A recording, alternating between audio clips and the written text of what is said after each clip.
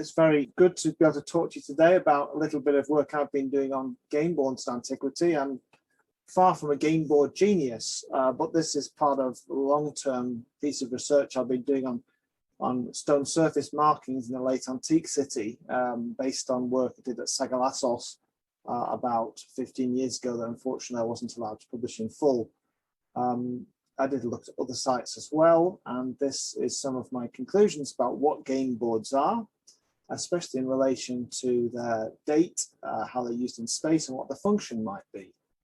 So here's a mosaic, one of many depictions we have from antiquity of people enjoying the game. You can see the dice on the board, sitting around, could be at home, could be in a bar. Plenty of depictions come from bars. So a game board is something rather different. The ones we're going to look at are inscribed in public space. So we've got lots of different kinds of games in the Roman world, and you can find all about these from many different publications. Earlier on from the ancient Greek times and from Hellenistic period, we have things like dice oracles, where to find out what is going to happen in the future, you go and roll some dice and you find out, according to a list, what might be in store for you. We've also got games of chance, which get a bad reputation as a source of reckless gambling. Games of skill, rather like Risk, which you're playing a battle game, though for an individual battle, involving something like chess. And then games rather more exciting, perhaps, which mix chance and skill. We've got several games mentioned in ancient texts, especially Duodecim Scriptorum, or Alia, as it's later known, which just means dice, which becomes something rather like backgammon. And we've got the Ludus Latruncalorum, the Game of Thieves, which is a strategy game based on a square board. And then something called what we call Nine Men's Morris or Merrills, which did exist in antiquity, but we don't know the name of it. We have Ovid giving a description of a game on concentric squares. If we look at game boards rather than texts, we can see a much wider range of games played, some of which we know about because they survived into the Middle Ages, or today, such as Mancala, which is popular in North Africa, and others which we think we know how it works, but we don't have any contemporary anthropological survival. We can theorize into variants on what we might have in either of those two sources. The texts are telling us that games are done in houses, in bars, and taverns, also in the forum. But most of the markings I'm going to show to you are especially from streets and squares and theatres and so on. We know they're extremely popular right to the end of antiquity, with emperors and kings playing them, even though people are often worried about games and what might be taking too much of people's time or might be encouraging gambling. And we know that they're competitive, that you can become a star by being a gamer. There's at one point in the late 4th century when the gamers are allowed to stay, but the professors of Greek literature are kicked out when there's a famine. We know that people did this in public. They often worried about grunting, about the epitaphs giving people game boards, asking them to calm down. I think the atmosphere would be rather like darts in the UK, with people having a drink, watching star players playing games, as well as participating themselves. And we know that money's been bet on some of these games, but they're not, of course, on all games. Here is an example of some games from the Theatre in Aphrodisias, scratched onto the theatre paving. I'm going to be looking at there's various types here. This is more obvious, of course, with the holes, and also there are other grids have been cut here. And the longer you stay in an ancient building, the more of these you'll see. And some of this will be very faint and difficult to see even on these slides. So why inscribe a game? It's difficult. It can take you. It's going to take you at least an hour. According to stone sculptors I talked to, it may take you a week or two if you have a professional one cut. It's noisy. Anybody who's regulating public space is going to want to stop you doing it. It doesn't always look good. Material culture already exists, as we saw from that depiction. We have boards and towers to roll the dice. There are loads of depictions, and artifacts are found. So, as you can see here, typical dice tower, found them in plenty of museums. This one telling that the Picts have been beaten, the enemies destroyed, and you can play securely. Here's a Yakto mosaic from the for the 480s approximately, from Antioch, and they're playing in a bar. They're not scribbling on pavement. So why do all this? I'm really interested in what you might be inscribing a board for. Is it a proxy for some other activity, like some sort of socializing? What can it tell you? We've got various types of data on game boards. We can look at the form, the manufacture. There's other things that I'm more interested in, such as the visibility, the location, the local distribution, or how common different types are, especially the archaeological contexts, whether that be precise or approximate. And as I've said, these signs often are hard to see. You need to have very low sunlight in different places. In other words, you need a proper survey. Proper surveys have been done in very few places, in Italica, Rome, Didyma, Aphrodisias, and Sagalassos by myself. So you need to remember that these show the minimum number of boards existed in antiquity, and there's obviously a large number of simply scraped on boards which were not inscribed. So here's a layman's typology of the sort of boards you might see on an archaeological site. If you go to Ephesus or so, there's some complex rectangular boards, which we think are for this game dualism scriptorum. There's the large square boards with about 8 or 10 squares to a side. There's a series of holes, rather looking like holes for eggs. There can be a variety of patterns or concentric squares. For nine men's Morris, the sort of circles, which look like a kind of Roman bread, divided into 3 or 8 segments, or maybe 4 segments. And there are rows, often 5 by 2, scratched in.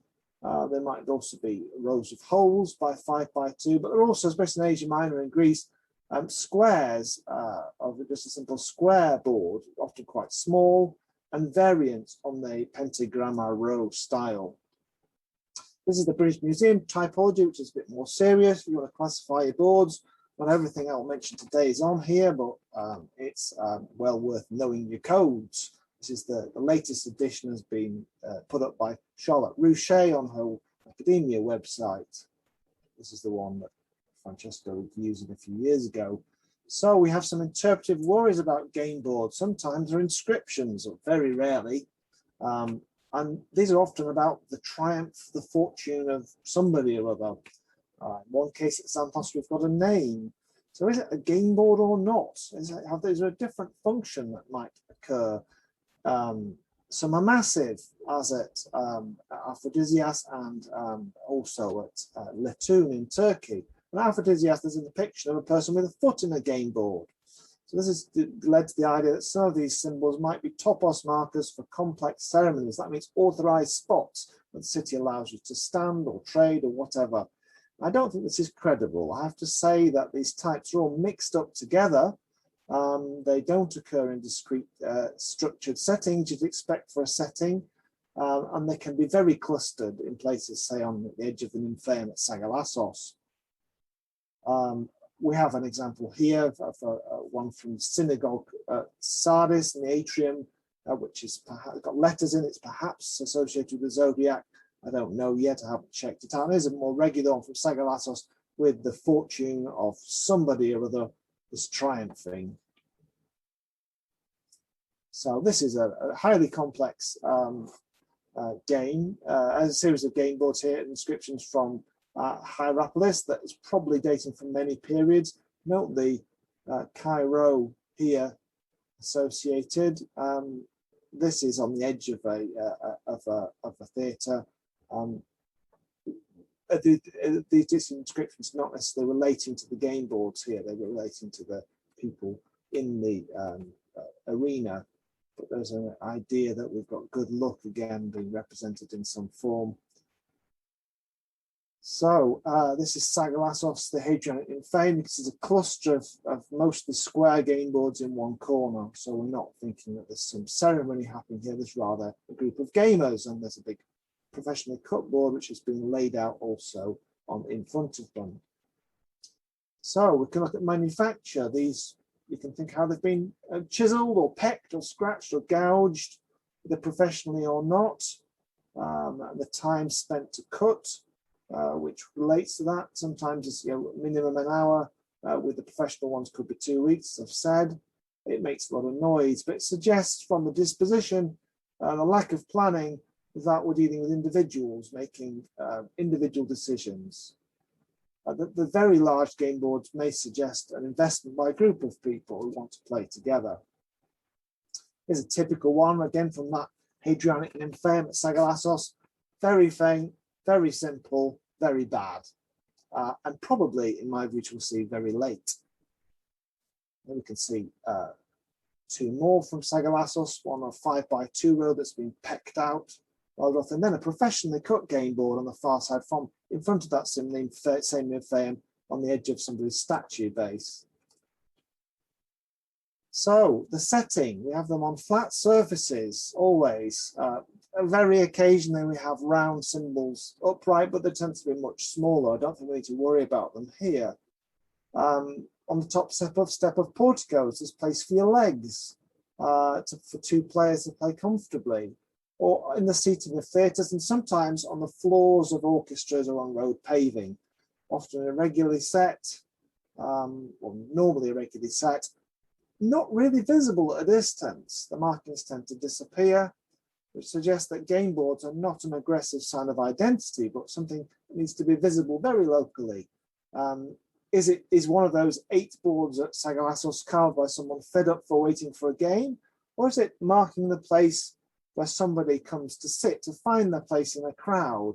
I'm thinking this is more credible. If you imagine those large crowds you see in Mediterranean cities today, in the Passeggiata, finding your place where you and your mates sit amongst all these people sat on the steps is going to be hard. If you've got a game board and people sit around you who know that it's your game board, maybe there's more chance. It suggests large cooperative crowds of people who are not fighting with each other, but kind of slithering past each other, as they do in Italy. There's a few of them in the theatre where we get much more aggressive signs of competition over whose seat is what, with people's inscriptions being rubbed out. So here we can see the very faint inscriptions on the Hadrianic Nymphaeum game boards. And here we've got a mismatch from the Odeon of Thessalonica, which is probably 5th to 6th century inscriptions of all different types, very close proximity. It's that which is interesting, how close in both cases are people sitting. So regionally, there's some differences. Britain has got some large squares, not on public plazas, but on especially for forts. Spain has got 2 or 3 round ones at Merida and 4 at Italica. Africa tends to have dots, well cut, and very few. Italy has got more game boards, tend to be quite well cut. But if you go to Royal Roman Ostia, which is different to the rest of Italy and it goes rather later, you've got a full range of types. Greece has also got a broader range of types, and Asia Minor has got the most, often very irregular. They do occur in the Near East, but we have a geological problem where Near Eastern rocks are harder, which seem to be reducing the number we've got. We don't know much about Egypt, but the evidence we have suggests we're dealing with row grids, not row grids, but mancula, these dots inscribed, especially in enlarged backgammon boards from a 4th century context. Overall, Asia Minor's definitely got the most, followed by Greece. We've got various explanations. Geology could be one of them, culture could be another. But I'm going to suggest in this presentation that date is the most likely. And in fact, these many game boards are symptomatic of a change in the regime towards what you can write in public in the 5th to 6th century. So here you've got these different types. Britain on one left, Spain, an example on the right. You've got here from Africa some mancula, and then you've got quite a well-cut round game board from Ostia. This is Aphrodisias and the theatre. And this is Jerusalem on the later 6th century paving. And there's some from the Odeon at Alexandria. So archaeological context can produce dates. Game boards are very rare in Vesuvian cities, which suggests that we're not dealing with inscribed game boards there at that time. We get them also very rarely in Spain. We've got great forum surfaces like Segobriga, which have got nothing on them, also in Africa. Though at Sutha Tula, and we've got a series of dot game boards, And then we've got a circus inscribed at Bellalis Major. And we know that these surfaces in most cases end in the early 5th century. In Italy, we've also got great rarity, except in places associated with later occupation. And so notably, very common in the Roman Forum, but also in the Basilica Amelia. In fact, I'm going to show you the images. So that's Sufratula with a range of game boards, Timgad, sorry, not Sufratula. And then we've got Churchill, where you'd expect there to be game boards with the survey of Tim Potter, place that falls out of in sort of 5th century, like other places in Africa. Nothing. Terracina, is that a game board or is that not a game board? Is it just part of some marking for a drain slab? It seems to go all the way through. Nothing there at Terracina. Cypenum, this is a late form which is completely absent of game boards, except around an area where there's inscriptions for Constantine and his mother. And on the forum there, you can see, on the forum, you can see the Basilica Amelia's got nothing, the Basilica Julia's got it all. Well, the Basilica Amelia is destroyed in the early 5th century. So maybe these markings date after that time. 4th century culinary street at Philophopolis, not got a scratch on it. The stadium and theatre have got a few. Complex, I think probably earlier, because both of these places experience a wobble during the 5th century with all of the naughty things that Attila has been doing. So if you go to the Agora of Thessalonica, which is late 4th century, when it is destroyed in the late 4th, or given over to industry in the late 4th century, we have one thing which might be a game board and something which looks actually to be a plan of the Agora with an Odeon at one side and a series of shops. Here's a real context from Theodosia and Hagia Sophia. And this must date between 415 and 527. So the 5th to early 6th century, there's a lot of game boards. Only one you can see well here, but there are a number of game boards on outside this church. And then we go to Asia Minor, and it's game boards galore, every type you think of, from the rough and ready to the professionally cut, with a very good piece of dating evidence, a cross with splayed end from the later 5th to early 7th century. So if we look at local distributions, we can note concentrations in baths. Well, I think it's exaggerated. It's not the most commonplace. We find a lot of them in temples, Delphi or Athens, Antioch and Pisidia, notably. And in entertainment buildings, you've seen a few, but Aphrodisias has got a lot. And there are some purpose-built gaming houses of 4th or 5th century date. So here's an example from Didyma, where a survey's been done. They're associated with corners, especially. Maybe we can get light from 2 directions. Here at Priene on the left, from a temple for Phaistos, different types. And Antioch and Pisidia, these messy, late, simple, pecked game boards from Asia Minor. So on streets especially, and on a large number of sites from Philippi, Corinth, Hierapolis, or in Ephesus in 2 cases, in Phasalis, they're cut on the steps of the side of the road. So the steps of the portico that seem to be the sitting points for people rather than, say, the shop threshold.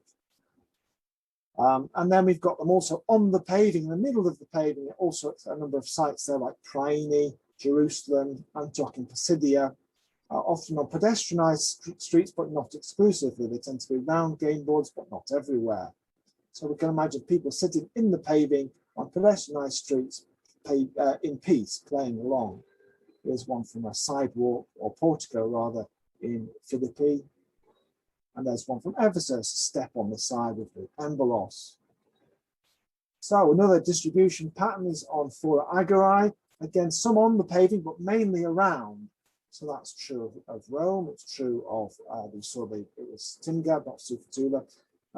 Athens, the Roman Agora, also Aphrodisias, we see the same patterns on major thresholds going into buildings, such as from Messene or Philippi for a church, Aphrodisias coming out the stadium, or the Boulaterion, quite inconvenient places to have a major game and have spectators. Also at pinch points, where we have maybe people congregating at gateways for different reasons. So this is on the side of the Basilica Julia in the Roman Forum. We've got a game board. We've got one here. The Roman Agora's got plenty, and also in Philippi around the Agora. That's the propylon of the Library of Hadrian, good entrance point. Coming out of the theatre in Hierapolis, you'll see, squint your eyes, but you'll see them if you do. And this is at Pergae, the plaza by the city gate, which has got loads of game boards on the edge of the step around that plaza. So another node is fountains. We see them especially at Ephesus, on two different fountains, at Cnidos, at Sagalassos and Hierapolis. Are they looking for shade? Are they looking for cool air? Maybe, but it's not systematic. It's not. It seems that there are certain places that people congregate. They become places where you happen to game. So we've also got inside some public buildings, inside the Basilica Julia, there's a massive concentration inside the Odeon at Thessalonica. At outside churches in the atria, but not inside, neither around bars or outside houses. So it looks like the street is the most popular place, followed by the Fora Agorae, but it's not a mechanistic distribution. So, you know, this is Cnidos by a lake fountain. This is in the Odeon of Thessalonica, loads of them on the paving. And this is by a threshold going into a church. You can see the stippling so people don't slip as they're going in, and there's the game board. So, so professionally cut game boards tend to be a bit more ordered. Are they put in a place to deter people from scribbling or to improve it? Well, nothing in the inscriptions suggests that scribbling is a problem. It looks more like it's a chance for the elite to patronize people who like doing things. And so we have, sometimes we have, this is Sagalassos, well placed in the upper agora, a nice game board, professionally cut. We've got dedications on the ones from Aphrodisias saying that senior people in the city in the later 5th and 6th century, the pater or scholasticos, is involved in dedication. So the micro distribution is rather chaotic. Round game boards are found in temples, but there's all other types as well. Okay, backgammon game boards tend to be in the stadium at Aphrodisias, but we mustn't get too distinct. There is overlap. And then we see sometimes, usually game boards are kept far apart from each other, at least a few centimeters, but here we've clearly got a case of game boards overlapping. Why? Is it a failed game board? Is it competition? Somebody else is being erased? It's not clear. Here is more typical, closely packed but separate. So the context around them are different types of inscriptions. Well, we do have Christian graffiti. We also have Christian crosses inside temple sites. And I don't think this is exorcism. I think this is casual graffiti. I don't think it's a confessional statement. It's not loud and shouting. It's just there. It's not an organized ceremonial activity. It does suggest that some temples, after they've been desacralized during the 5th and 6th century, are places of slight relaxation, as we know they were earlier. And then we have some association with faction inscriptions in Alexandria. So here's some crosses with splayed ends, which mean that later 5th to 6th century. And we have some faction inscriptions here from Alexandria, again from that same period. So in conclusion, I would suggest that most of these scribblings, though they do exist earlier and can exist earlier, especially in Greece and Asia Minor, are of later 5th to 6th century. We see a reduction in scale and ambition as they increase in number. Some of them become quite chaotic. You think children might be scribbling and not just adults. However, despite there being some local variation, we do seem to have a common imperial culture of a range of game types. We're part of a world of pavement signs in this later period that is a more liberal culture where you can inscribe things. There's been a big bump in the ancient city in the mid-5th century, and now people are recovering from that, and regulation is a little bit looser. This gives us a chance to see what people were doing in those earlier centuries, but now they leave a trace. It's not a free-for-all. There are some areas which don't have markings, such as inside churches, but it's a slight loosening. I think game boards are being inscribed for games, but they're also personal markers where you can sit down with your mates. And the concentration of boards is particularly strange. They occur at focal points, at funnels into buildings, and this would have maybe annoyed the authorities, though we don't have any idea that this is the case through text. But what they do suggest is a very intense use of plazas as meeting places as well as streets in the later 5th and 6th century in the East. We need to put to bed any idea that the Forum Agora, where it survives in late antiquity, is not the primary focus of social life. It continues to be right to the end of the ancient city. So that's my conclusions as an archaeologist. Of course, people have many remarks to look at game boards from the point of view of playing the actual games. Although my final slide, the final slide, it was just to point out the website, if you want to know more about games, which is locusludi.ch, which is the research group of Veronica Darzan and her ERC project group, which will allow you to find out about rules, about how games are played, and also how they are depicted in literature and art. Thank you.